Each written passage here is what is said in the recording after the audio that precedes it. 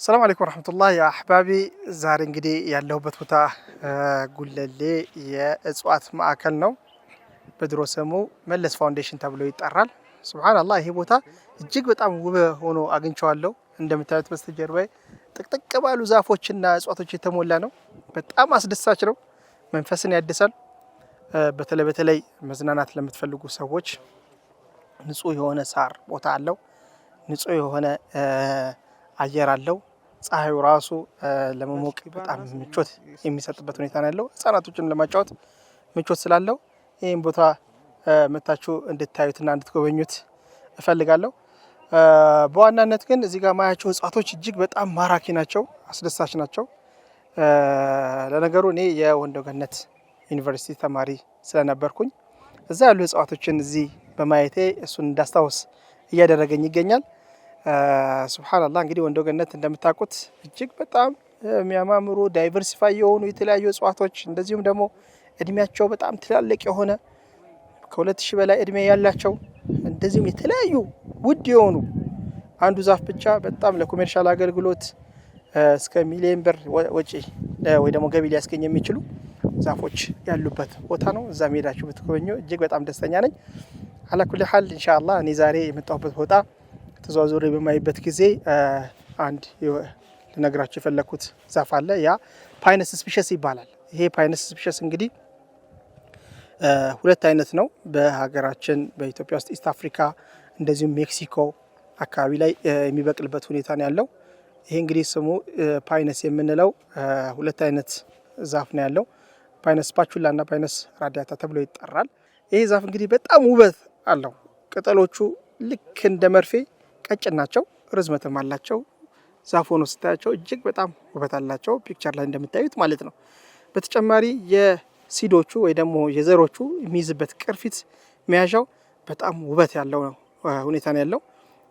አንዳንድ ጊዜ ሲዶችን ወይ ደግሞ ዘሮችን ለመበተን ብሎ ፓወር ይጠቀማል። የዛን ጊዜ ዘሮቹ በጣም ይበተናሉ ማለት ነው።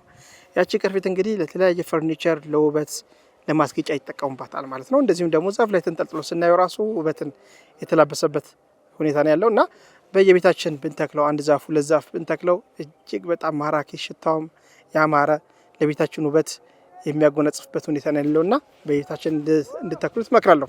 በተጨማሪ ኮሜርሻል ጥቅም አለው። ከፍተኛ የሆነ ገቢ ማስገኘት የሚችል ነው። ቶሎ ቶሎ ቆርጠነው ቶሎ ሊያድግ የሚችል ነው። በተለይ ፓይነስ ስፓቹላ እና ፓይነስ ራዲያታ በሀገራችን ሁለቱ ኳሊቲያቸው የተለያየ ቢሆንም ሁለቱም ተመሳሳይ ጥቅም የሚሰጡበት ሁኔታ አለው። ትልቅ ጣውላዎች የሚሰሩበት በተለይ በተለምዶ ሞራሌ ብለን የምንጠራው ከጣራ ስር የሚነጠፈው በአሁኑ ሰዓት ሁለት አይነት ነው ያለው፣ በፓይነስ ራዲያታ እና በፓይነስ ስፓቹላ ነው። አንዱ በጣም ኳሊቲ ነው፣ አንዱ ኳሊቲው አነስተኛ ቢሆንም አገልግሎት ይሰጣል ማለት ነው እና ኮሜርሻል እጅግ በጣም ትልቅ ጥቅም ይሰጣል። ለግንባታ ላይ ትልቅ ሚና ይጫወታል። በሀገራችን ላይ ጣውላ ሆኖ ራሱ የፓይነስ ጣውላ ተሰርቶ በጣውላነት አገልግሎት የሚሰጥበት ሁኔታ ነው ያለው ማለት ነው።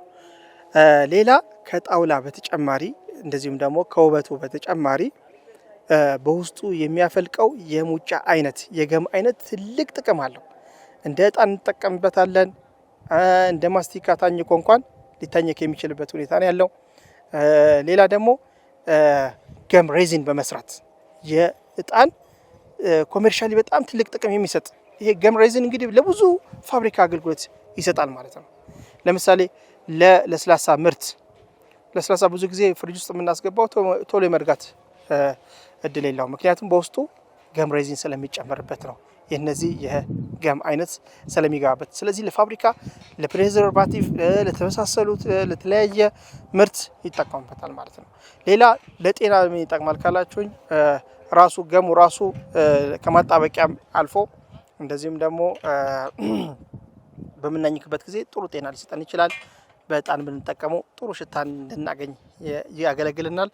በተጨማሪ ሽሮፖች ለመስራት ያገለግላል። ማንኛውም መድኃኒቶች ሽሮፖች ሲሰሩ ይሄ ገም ሬዚን በውስጡ እንዲጨመር ይደረጋል ማለት ነው። ስለዚህ ዘርፈ ብዙ ጥቅም የሚሰጥ የዛፍ አይነት ነው። ይሄን ዛፍ ሁላችሁም እንድትወዱት እፈልጋለሁ። ቦታ ያላችሁ ሰዎች ደግሞ አምርታችሁ ለገበያ አቅርባችሁ አንዱን ቆርጣችሁ ወዲያው ሁለተኛው የመብቀል እድሉ እጅግ በጣም ከፍተኛ ነው። ቶሎ ቶሎ ይደርሳል። እየቆረጣችሁ ለገበያ ማቅረብ ትችላላችሁ።